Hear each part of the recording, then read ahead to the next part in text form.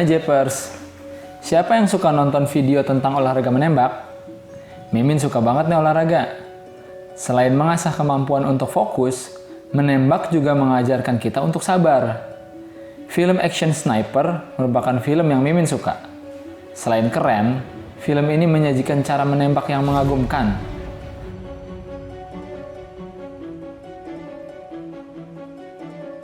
Sniper atau penembak runduk adalah seorang prajurit infanteri yang secara khusus terlatih untuk mempunyai kemampuan membunuh musuh secara tersembunyi dari jarak jauh dengan menggunakan senapan.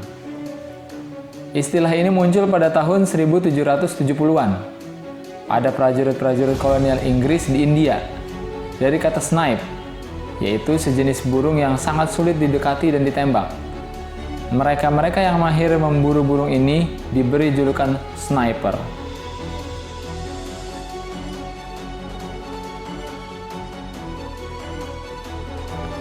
Berbicara tentang sniper, Indonesia juga memiliki banyak sniper handal.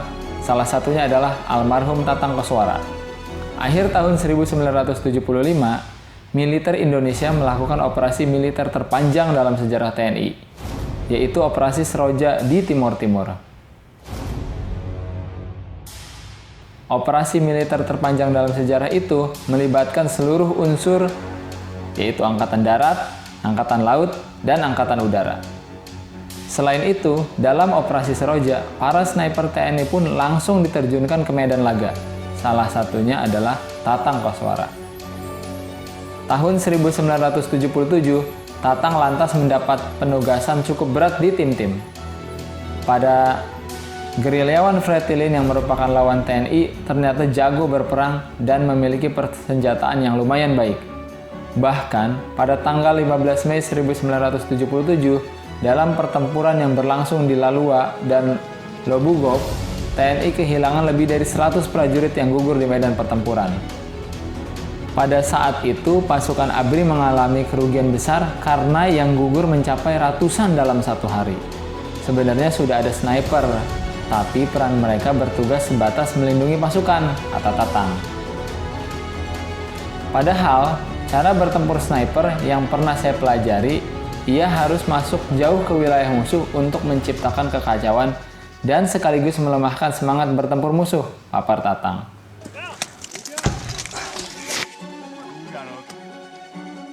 Pada akhir 1977, Tatang ditugaskan di kawasan Bobonaro, Becila, Ailiu, Dili, Remengsio, dan lainnya. Di semua daerah itu, Tatang bertempur mati-matian melawan Fretilin. Pernah dalam suatu misi, Tatang ditemani oleh prajurit muda lulusan Akmil bernama Ginting. Pada saat pasukan ABRI mengalami kerugian besar karena yang gugur mencapai ratusan dalam satu hari, sebenarnya sudah ada sniper. Tapi peran mereka bertugas sebatas melindungi pasukan, kata Tatang. Ginting masih amat hijau di medan perang. Ia bersenjatakan senapan M16, berseragam loreng lengkap layaknya tentara. Sedangkan Tatang menggunakan gear sniper dengan ghillie suit sehingga akan ngeblend dengan vegetasi sekitar. Keduanya lantas mengendap-endap masuk ke wilayah musuh. Saat malam, masih saja harus terus bergerak dengan bantuan teleskop malam. Karena pengawal saya seorang perwira, jadi saya juga harus hargai dia.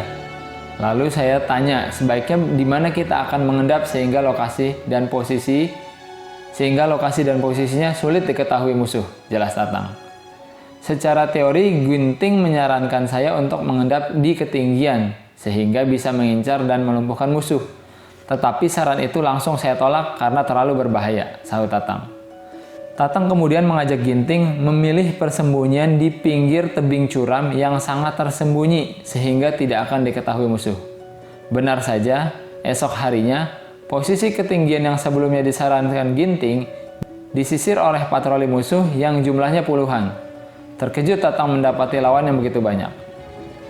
Tak selang berapa lama, gerilyawan Fretilin itu berkumpul untuk melancarkan penyerbuan ke posisi pasukan TNI. Padahal jarak Tatang dan Ginting hanya sekitar 50 meter dari pasukan musuh itu. Namun, Namun tetap, Tatang akan melakukan tindakan menghambat atau bahkan memukul mundur gerilyawan Fretilin berapapun jumlahnya.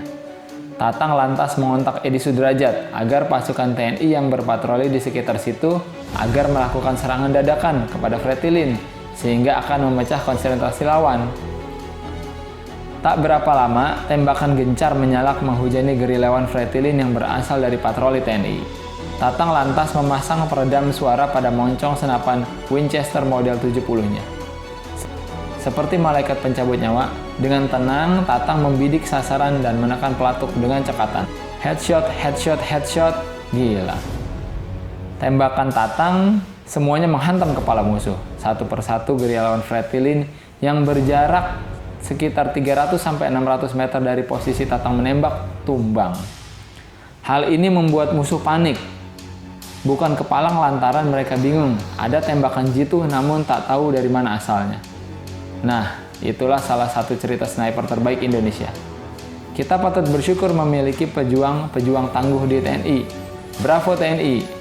Oke Japers, jangan lupa subscribe, like, comment, and share. See ya!